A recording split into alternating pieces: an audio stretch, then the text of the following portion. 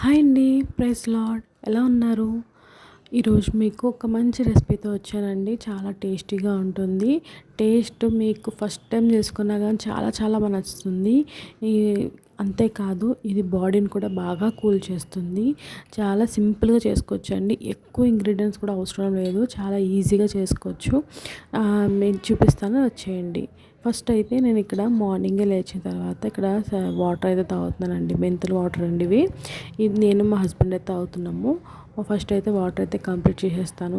ఇది మంచిది కదా మన హెల్త్కి అనేది, అందుకని చెప్పేసి తాగుతున్నానండి. అదొకటి పీసీఓడి ఉన్న వాళ్ళకి కూడా మంచిగా తాగొచ్చు. చాలా మంచిదండి ఇది.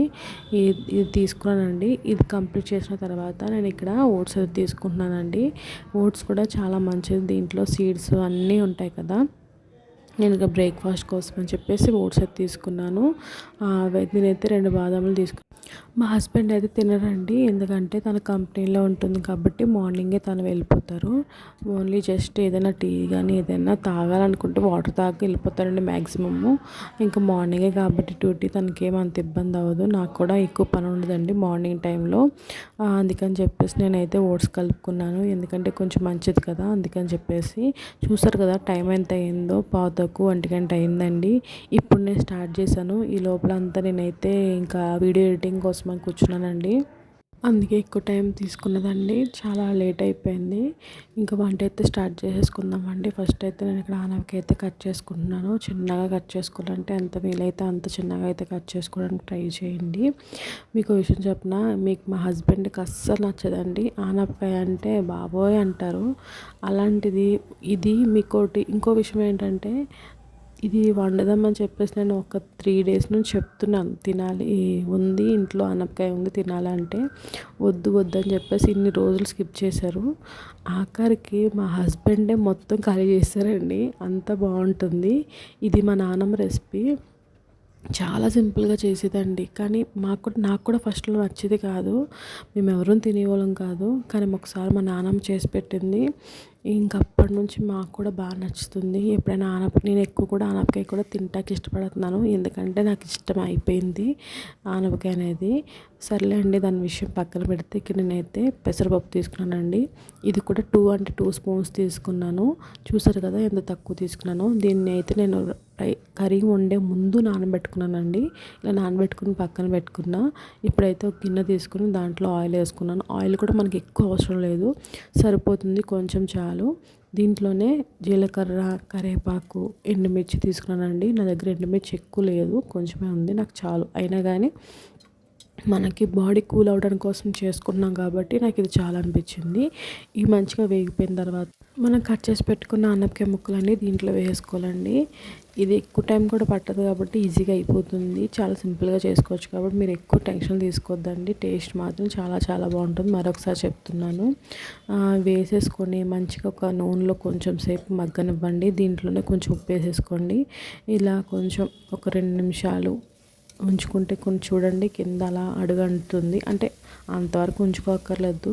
కొంచెం తడిపోయి కొంచెం మంచిగా వేగేంత వరకు ఉంచుకోండి. కొంచెం ఆయిల్లో వేగితే టేస్ట్ అనేది ఇంకా బాగుంటుందని చెప్తానండి.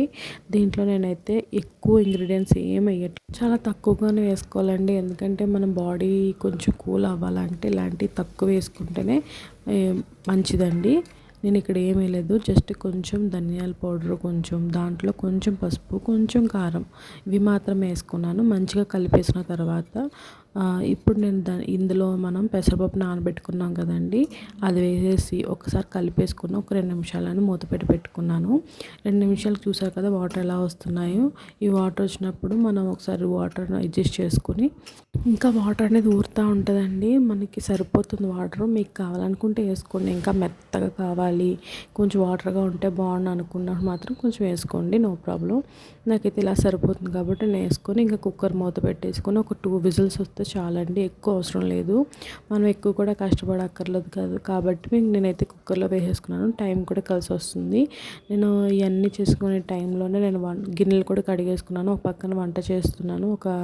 అంటే అవి పెట్టుకొని ఇక్కడ పక్కన గిన్నెలు కడిగేసుకున్నాను. తర్వాత రైస్ కూడా నానబెట్టుకుని పక్కన పెట్టేశానండి. ఇవి అవుతూ ఉంటాయి. నేను చూపిస్తాను అనమాట, అన్నీ క్లీన్ అయిపోయినాయి, నాకు ఇంకా పని కూడా అయిపోయింది అని చెప్పేసి. ఇప్పుడు టైం చూడండి ఎంత అయిందో, కరెక్ట్గా 1/2 అవర్ అయింది. 1:15 అయిందండి. మనం 1:15కి స్టార్ట్ చేసాము. 1:15కి అయిపోయింది నా పని. అంటే 1/2 అవర్లో నా వంట అయితే కంప్లీట్ అయిపోయిందండి. రైస్ ఇంకా పెట్టేశాను, స్టవ్ మీద పెట్టేశాను కాబట్టి అది స్లోగా ఉడుకుతూ ఉంటుంది. ఇంకా మా హస్బెండ్ వచ్చినప్పుడు కరెక్ట్గా రైస్ కూడా కంప్లీట్ అవుతుంది. అందుకని చెప్పేసి నేను అది రైస్ కూడా పెట్టేశానండి. ఇంకా వంటగదిలో నుంచి బయటకు వచ్చిన తర్వాత ఇక్కడ నేను బెడ్షీట్ అనేది చేంజ్ చేద్దాం అనుకుంటున్నానండి. దానికోసమని క్లీన్ చేసుకుంటున్నాను. అయితే మనం ఇక్కడ దేవుని మాటలు విందామండి. కొంచెం స్కిప్ చేయకుండా చూడండి. ఇష్టమైన వాళ్ళు మాత్రం ఖచ్చితంగా చూడడానికి ప్రయత్నించండి. నేను ఎక్కువసేపు తీసుకోను కదా, ఇది దేవుని మాటలు కదండి, మంచి మాటలు. మంచిగా మన జీవితంలో కొంచెమన్నా యూజ్ అవుతుందని చెప్తున్నానండి. దీనికోసం నేను ఎంతో కష్టపడుతున్నాను. నాకు సపోర్ట్ చేస్తారని ఆశిస్తున్నాను. ప్రార్థన అనేది ఎన్ని రకాలుగా చేయొచ్చు అని చెప్పేసి లాస్ట్ వీడియోలో చెప్పాను కదా, దాంట్లో నేను ఒక్కదాని గురించి వివరించాను. ఒకసారి మొత్తం అన్నీ ఎలా ఏమేమి ఉన్నాయో చెప్తానండి. నిలబడి ప్రార్థన చేయొచ్చు, కూర్చొని చేయొచ్చు, నడుస్తూ చేయొచ్చు, తల వంచి చేయొచ్చు, చేతులెత్తి చేయొచ్చు, మోకరించి చేయొచ్చు, దాంతోపాటు సాగిలపడుతూ చేయొచ్చు. లాస్ట్ వీడియోలో అయితే నిలబడి చేయొచ్చు అని చెప్పాను. ఇప్పుడైతే నేను కూర్చొని చేసిన వ్యక్తి అసలు ఎవరున్నారు అని చెప్పేసి దాని గురించి అయితే మనం తెలుసుకుందామండి. స్కిప్ చేయకండి, చూడండి. ఇదైతే నెహెమ్యా చేశాడండి. నెహెమ్యా 1వ అధ్యాయము 4వ వచనంలో ఉందండి. ఇది ఎందుకు ఇలా చేశాడు అని చెప్పేసి చూసుకుంటే మనం బైబిల్లో నెహెమ్యా 1వ అధ్యాయం మొత్తం చదివితే మీకు అర్థమవుతుందండి. నెహెమ్యా షూషాను కోటలో వర్క్ చేస్తూ ఉంటాడు. అంటే అక్కడ రాజుగారి దగ్గర పనిచేస్తూ ఉంటాడండి. అయితే తన సహోదరులు కొందరు వచ్చి ఇలాగ చెప్తారనమాట, యెరూషలేము దాని గుమ్మంలో కాల్చబడినవి, దేవుని ప్రజలు చెరపట్టబడ్డారని చెప్పేసి చెప్పినప్పుడు నెహెమ్యా చాలా బాధతో దేవుని దగ్గరికి వెళ్ళి ఇలా ప్రార్థిస్తాడు. ఈ మాట విన్నప్పుడు నేను కూర్చుండి ఏడ్చి కొన్ని దినములు దుఃఖముతో ఉపవాసం ఉండి ఆకాశమందు దేవుని ఎదుట విజ్ఞాపన చేసేదని అని చెప్పేసి ప్రార్థిస్తూ వస్తాడనమాట. అలా ఉపవాసం ఉండి ప్రార్థించుకున్న తర్వాత రాజుగారి దగ్గరికి వెళ్ళి పని చేయాలి కదా. వెళ్ళి తను చేస్తున్నప్పుడు చాలా దుఃఖంతో ఉన్నప్పుడు రాజుగారు అడుగుతారు, ఏంటి ఇలా ఉన్నావు అని చెప్పేసి అడిగినప్పుడు, నా యొక్క కుటుంబము అంటే నా యొక్క ప్రజలు, నా యెరూషలేము ఇవన్నీ కూడా చెరపట్టబడినవి, యెరూషలేము కాల్చబడిందని చెప్పినప్పుడు తన దగ్గరికి వెళ్ళినప్పుడు రాజు తనకి నువ్వు ఏం చేయాలనుకుంటున్నావు చేసుకో అని చెప్పేసి తనకి సహాయం చేస్తూ వస్తాడు.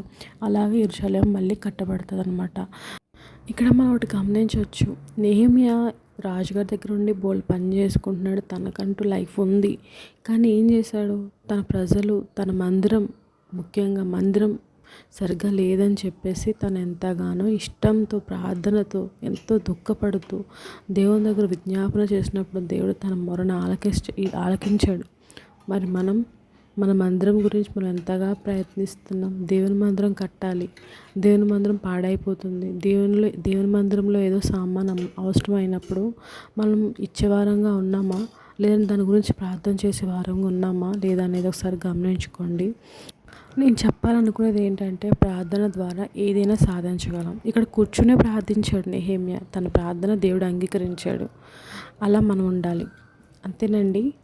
ఇక్కడ నేనైతే రైస్, అన్నం అన్నీ అయిపోయిన తర్వాత మా హస్బెండ్ వచ్చిన తర్వాత నేను చెప్పాను కదా, ఫోన్ చేస్తే ఇలాగ ఆనపకాయ కర్రీ అని చెప్పాను. దానికోసమే చికెన్ కర్రీ తెచ్చారు. చికెన్ కర్రీ మిగిలిపోయింది, ఆనపకాయ కర్రీ కంప్లీట్ అయిపోయింది. అలా ఉందండి, అంత బాగుంది.